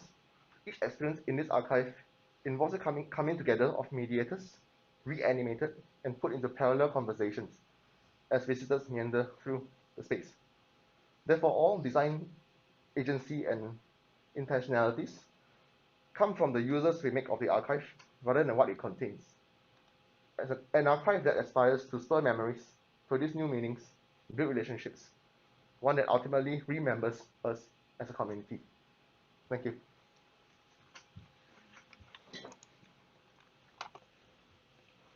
Thank you, Kaizen. I'm sure the judges have questions and comments as well. Sure. I can go first. Okay. Yeah. Kaizen, thanks for your presentation. I think it's a very abstract concept, and I'll admit that when I first looked at your board and when I first looked at it on the surface level, I didn't get it, right? Because my initial thought was, would I really identify with a piece of golden mile that is put here? But I guess as I thought about it a bit deeper during your presentation, I do understand what you're trying to get to. It's almost like, when you have a place in Singapore that you really identify with, let's just say it's your childhood or something you had while you're in primary school, and that place is gone, right? It's almost like you've lost that connection, and when I think back to it, I am the type of person, I like to drive by my childhood house just to see. So I do understand the narrative you're trying to get at. Personally, I feel, you've got a very like almost art, it's like an art piece or art sculpture, right? Because people will come in and look at it. And if I am to recognize this place I used to know amongst this steel frame structure, it may not have that same resonance. I mean, that's just my thought on it, right? But maybe you can explain to me, like, why did you do it? Why did you choose to do it like this, right? Because I'm seeing lots of different things here. Some things can be a bedroom, right, which is very specific, right? So it would only mean, so why did you choose to do it like that instead of, you know, as a backdrop, right, which is where Singapore is going now, where government and people in conservation want society to actually just keep it there and revamp it as it is. So why do this? And do you really think, if I were to give you the money and say, okay, Kasiang, you can go ahead and do it, would you feel it's fruitful to do? Or is it more a piece you're trying to say? I think it's more than just a statement, but rather understanding how inevitably conservation is always a top-down approach, at least at this moment in time, where decisions are more often not made by the people who live through the spaces. So, for example, how will you constitute something as important? Let's say the National Library. Naturally, as a conservationist, it will be the library spaces where the books are held there, and definitely not the toilets. But for the particular instance narrated by that individual, so to that individual, because of that traumatic experience, it wasn't the library books, nor the shelves, but it was specifically that toilet cubicle, the stairs that he ran out of, and the waiting area that he actually exited the library. So those, in the context of his traumatic experience, becomes what the National Library is. And then the question then comes, who are we to discount that sort of importance of those spaces when we are not the ones who have lived through that space? Yeah. And then back to the next question of how would that relate to everyone else? Because not everyone has lived through that, which is why there is this idea of stringing these various elements who each have a story on their own, but connect as a collective might not at first glance. The thing is, it generates this opportunity for a different kind of story based on how you actually journey through the spaces. So let's say, for our own National Library, I journeyed through specifically, somehow there was a library space, a toilet here, or even that open space at the cafe. So somehow I chanced upon those spaces, and through that, if I had been there, it sort of conjures up a story through those spaces. And if I hadn't been there, it then gives me an opportunity to inject a kind of what if I had been there, that was what it was like, and how would I have experienced through that specific journey. Yeah. And the second thing is, why do I deliberately do it at Pulau Semakau when I could have done it on mainland on level ground? So the thing is, there is this intentionality to it, where people have to deliberately take a boat out, journey through, let's say 30 minutes or so, to reach the site itself. So this intentionality brings about the experience of journeying to the site, and that journey, the whole journey begins not at the site itself, but from mainland, where on the boat with your companions you begin to narrate or talk about the stories that you had in the past. So that journey on the boat has a certain sense of significance as well, and that shouldn't be discounted. There is the whole string of journey through the alighting on the boat, walking through the frames, and then to the left, how you appreciate it as an architectural intervention, is that you see this very brutal cut through the middle of the site. And that sort of serves as a reminder that while we have efforts in place today to conserve some of the more important spaces, we should always remember that cannot successfully represent importance in totality. Yeah. Because the idea of Okay, Kaizen, I can't get it. Sorry, I don't mean to cut you off. So, I think you are a very poetic individual. So, you know, please don't take this as me, you know, trying to say that the poetry you're doing is wrong or whatever. I understand that that's the chain you're taking, and actually, in fact, you should embrace it. You know, if you feel this is the way you want to embody things, you know, I think it's quite bold to do. My only feedback, you know, just moving forward, because at the end of the day, when you do these things, it's about meaning to society, right? So if you look at memorials anywhere in the world, it's always centered around central events that have pivoted the way society has encountered, be it a war, you know, even be it 9/11. These are events that people come together and are brought together by a commonality, and that's what gives the space its power and meaning, right? So if you go to ground zero, everyone knows what it's about, everyone knows the cost that was on the day, everyone knows what the sacrifice, and everyone thinks about the future and what it looks like now in this world that we live in, right? And it's a place for people to come and grieve in commonality. So, you know, this is just my suggestion, right? If you were to take this concept and evolve it, what I would suggest, right? Because the weakest part of your proposal, everything is quite well thought out, is the randomness in the raffle, right? Meaning that it just so happens I draw your raffle, then it's okay. You had an encounter in the toilet. I mean, not to minimize it, but you know, then it's like it means something to maybe like one family, but to the rest of the people, it's like, oh, would I want to go here? Uh, to the public, it's a bit random. So what I would have done if I was doing a proposal is I would have put a sense of order to it, right? Meaning that if this is personal, but if a certain space meant something, or even a certain event meant something that was significant to society, you consolidate and you almost make a section of it a memorial to that event, that space, that time, that group of people. You add architecture to order it now, and I know that that's what you're saying. Is you're saying that, oh yeah, but people will be connected by stories, but in order to make your proposal stronger, you show a system within this where you really are saying like, hey, this is dedicated to 1960s, blah blah blah blah blah. And it's a consolidation of things that is there to evoke that memory, and people can come together and talk about it, and you program it into the space where there are places for people to sit down and talk and reflect, and then you know you take this very abstract meaning and you give it more and more layers of convincing thought. But don't get me wrong, I know in your mind you're like, actually I imagine the way it's going to work. I'm just trying to help you like convince future judges or future creators, or even when you go to work, convince a client. You need to be able to condense your poetic ideas and really sell it home in terms of the way you package it. Yeah, so I can tell you're a bit nervous, so don't be. It is a very well thought out idea. I'm just trying to give you some my own spin on how to bring it forward. Yeah. Okay, I'll pass it to the others. Yeah, hi, Felicia. Yeah, I think your concept was very intriguing.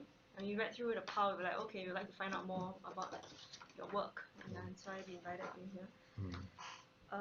To be honest, it's a difficult project to judge, because in architecture, traditionally we'll have a problem that is framed, your site constraints that impinge upon the project that you have to respond to. There is the idea of function and program to respond to, and also the needs of identified users or inhabitants of space, right? And all these come together to form an architectural project that is robust, that has complexity embedded in it. And I think your approach is kind of like very, very different, which is why we see it almost like an art project, almost, because you're taking a very poetic stance. The problem, while it is something that resonates, I think, with many Singaporeans, the idea of a lot of buildings being demolished, right? And the memories of these spaces that are they kind of lost? I think it's a problem that's resonant. But as for the other kind of parameters, they are in this scheme, it's a more like a fantastical type of approach, an imaginative type of approach, and therefore everything is subjective. And when everything becomes subjective, whether in terms of memories or personal experiences, then it becomes difficult to identify the problem and therefore what could be a suitable response. So I think that's one of the main struggles that I'm having. The other is really kind of like almost like a dumb question, right? When I look at the scheme, I mean, it's a beautiful model. I'm wondering, how are these surfaces, like it looks like these little fragments of buildings are kind of elevated, but how would one as an observer be able to move around and experience all these exhibits? So actually, those are the key structures actually. So there are actually staircases that meander through between all the adjacent objects or tableaus. Yeah. Okay, so they're passages, but they're not shown in the model right now. Yeah, they're not shown in the model. It's like walkways. I see. And bridges, Yeah. sky bridges and stuff. Okay. Yeah. So I guess, you know, when you visit memorials or even art buildings, a lot of care is taken by the architect to kind of choreograph the whole sequence by which you might experience something. Like there is the slow reveal of like cutaway views, or even like how the railing is, like, you know, your interaction with the building, right? The touch of a railing, the weight of a door. You know, for example, like Libeskind's Jewish War Memorial Museum. It's very experiential, very evocative, and that is because every single experience is sculpted through the tools that an architect has at his or her disposal, right? Through the wall surfaces, through the floors, through the framing of views. And I think those, like incorporating elements like that into this journey and narrative that you've constructed may help to enrich the experience further. Yeah, so it's not just skeletal and at one glance I take it all in, but maybe could there be a sequential revelation as you progress through the space, or a journey that somebody takes as they recall, as they gather people to mourn. Yeah, you know, so in viewing functions within this imaginative space could help to enrich your scheme further. Okay, so basically, I must comment firstly on the bravery and courage to talk about this topic, because I think it's coming up to be one of those on-trend topics in our country, whereby people want to kind of think about the buildings that they want to conserve. Of course, my point of view today is that while you are approaching it from a ground-up approach, I do feel that the top-down approach, this is just, we have different stance on this issue, that certain buildings and certain parts of certain buildings actually are designated or gazetted to be conserved because they have architectural merits to our society. And so while you're proposing that a toilet, for example, is very, well, not say very important, but quite important to some people, it may not have architectural merit to the society. And we must acknowledge that, because buildings are built at different eras and times where society change or society respond to something. So I think, apart from it being an over-glorified architecture graveyard, which it may, you know, because I think Mark pointed out, one person may be very drawn to a bedroom, but that does not really resonate with like 100,000 other people who will come to your island, because you want people to come, right, so that that people can kind of respond to these histories and memories. So I think we have a different stance on it. I feel that the ground-up approach, while actually we are having ground-up approaches, if you, Yeah, definitely. there are organizations, I think most recently Domo Moko is one of them, who are now championing conservation and negotiating with URA on different aspects. And there is ground-up approaches, but I think you're postulating one that's even more like pushed out there to the idea that the common person can decide what should be conserved or what should be replicated in this graveyard. So that's something I feel for a proposal like this is challenging, because you chose to tackle the idea of memories, and that in itself is very abstract, right? Like, I imagine, even if I was very attracted to a spiral staircase of a building that was demolished, if I put it in this context, could I still have the same memories? Because it is now together with everything else. So I don't know whether I will have that same experience, and I imagine it will be no different from actually if you went walking around in a graveyard or in an art gallery. Yeah. So I think that is something on an abstract level quite challenging to understand. But the topic in itself is something that's intriguing, and that's the reason why we invited you here, because we want to hear your thought process, and of all the people that we saw, this is actually something that's very relatable in the Singapore context. So moving forward, don't lose that artistic quality that you have, or the romanticism that you approach in design, but we have to judge it on the architecture front. And so that's where I think the judges are probably on the same page with me. We struggle to see where's the architectural merit or value in what you have created. While it looks very attractive as a visual thing, yeah. Yeah, I So, think maybe yeah. I deserve to speak. Yeah. I think in terms of on the topic of curation, because as let's say a memorial, it is central to a specific theme, curated a specific, let's say, event. And for this case, what I'm trying to say is perhaps curation can also come from the public. And curation, in this case, because there's no one fixed route saying from one fragment to another, then I dictate you to walk through this path. By having it as an open-ended exploratory field, the curation then becomes a renewing process. And then the stories of the past, let's say if we conserve Golden Mile, and then we definitely have stories of Golden Mile. But to what end do we say that is all to it? Because for one who hasn't experienced a space, should we discount or rather discredit him from the opportunity of sharing his stories of what if he'd been through that space, how would he have felt? And no doubt for the toilet, the example I brought up just now for Old National Library, it could have been very insignificant to others. So this proposal is actually one that tries to drive at the fact that curation and the attempt to conserve is inevitably one that is mediated. So this proposal strives to propose an alternative sensing towards this general notion of empathizing and also curation. Yeah. Yeah. Yep. We'll give it to you for sticking to your guns. Okay. Thank you so much. Thank you so much. Yeah, thanks. Thank you. Right, thank you, Kaizen. So we have completed all the presentations for today. The judges now will adjourn to deliberate over the works and projects by the finalists. We will now take the break of 10 minutes and we'll come back later, probably with the results. Thank you.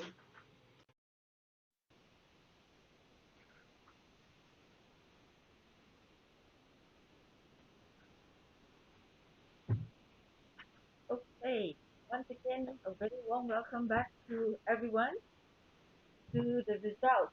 Here we are going to announce the results of the architectural category of the AJ Young Designers Award.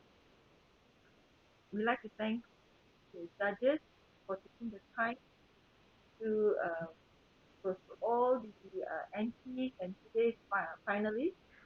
They spent a lot of time together. We had some deadlock at one point, but they came out with the results anyway. So now, drum roll please. The results. The best use of color award goes to Tyler Lim Hock Siang from the National University of Singapore.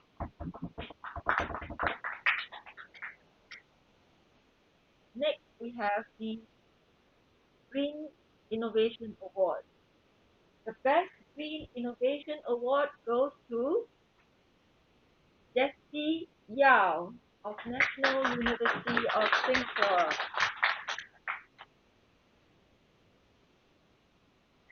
Now the results we've been waiting for. From the presentation today, the judges have decided that the Bronze Award goes to AYDA of the National University of Singapore. And Silver Award goes to Mr. Lim Hai Heng, Singapore University of Technology and Design. And now, the Gold Award. Gold Award goes to Tyler Lim Hock Chiang, National University of Singapore. Well, we have come to the end of today's final. We will just announce the winners here. The award ceremony will be taken offline. Thank you everyone who has joined our session. That's not sure we are unable to accommodate everyone into this final judging ceremony. Before that, the session will give each other. But